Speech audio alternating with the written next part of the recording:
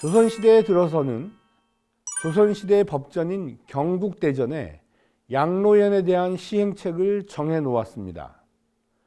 그 내용을 한번 살펴보겠습니다. 매년 중추절에 양로연을 행한다. 대소원인으로 나이가 80세 이상인 자는 연회에 나아간다.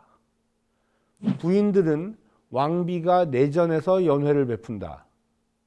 외방에는 수령이 따로 내외청을 설치하여 연회를 베푼다라고 정해 놓았던 것입니다.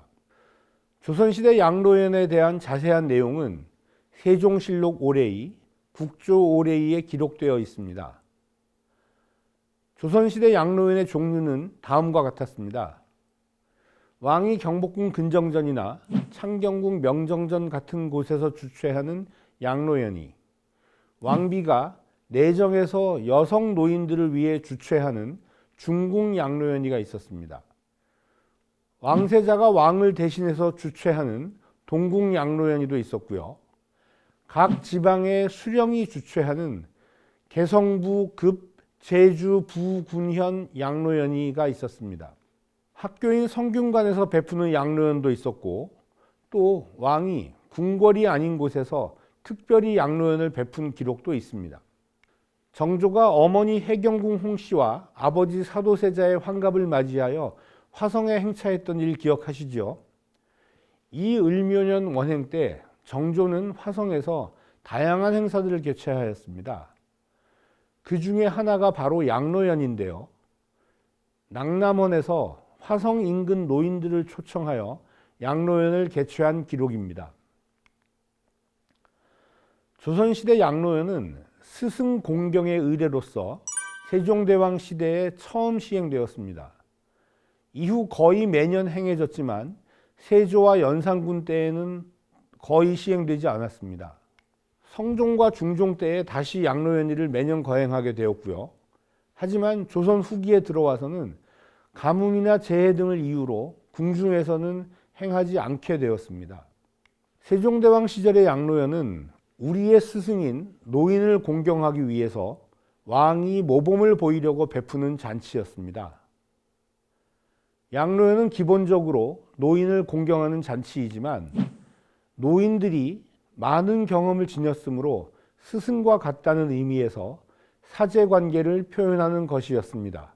세종 당시에는 양반뿐만이 아니라 천민까지도 양로연에 참석하도록 했는데, 이는 배우고 가르치는 데 있어서는 신분의 차별이 없었기 때문입니다. 이러한 사제관계는 왕실뿐만 아니라 지방, 학교 등 모든 곳에서 중요하므로 여러 유형으로 행해졌습니다. 조선시대 때 양로연이 어떤 절차로 진행되었는지 살펴보도록 하겠습니다. 왕이나 왕비가 참석하는 조선시대의 각종 행사, 의례는 진행 단계가 초엄, 중엄, 삼엄으로 구성되어 있습니다. 초엄에는 행사장을 호위하는 군사와 왕실의 권위를 상징하는 깃발, 의장물들을 든 사람들이 입장합니다. 이 사람들을 통칭하여서 노부라고 합니다. 노부는 고려시대 이후에 왕이 거둥할 때 갖추던 의장 제도나 이러한 의장을 갖춘 행렬을 뜻합니다. 왕이 참여하는 행사의 성격에 따라 법가노부, 대가노부, 소가노부로 나누어집니다.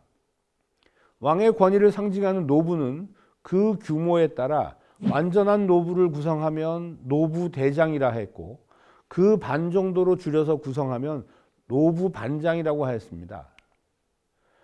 일반적으로 궁궐 내에서 이루어지는 행사는 노부의 인원을 줄여서 노부반장을 사용하였습니다.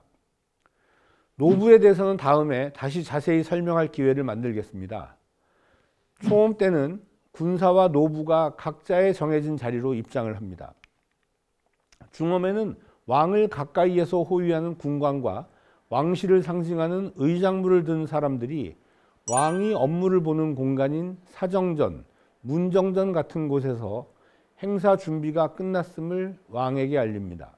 이후 왕은 행사장으로 입장하기 위해 사정전 또는 문정전에서 나오게 되고, 이때 행사장에서는 음악을 연주하는 악사들과 행사를 진행하는 집사관들이 입장하여 대기하게 됩니다. 삼엄 때에 왕이 행사장에 입장하고 왕이 자리에 앉은 다음 참석한 모든 사람들이 왕에게 예를 표하는 국궁사배를 하게 됩니다. 이후 행사가 진행되고 행사 마지막에는 다시 왕에게 예를 표하는 국궁사배를 하게 됩니다. 왕이 먼저 퇴장하고 나면 입장한 것과 반대 순서, 즉 중엄에 입장한 악사들과 집사관 등이 먼저 퇴장하고 이어서 초엄에 입장하였던 군사와 노부가 퇴장하면서 모든 의례를 마치게 됩니다.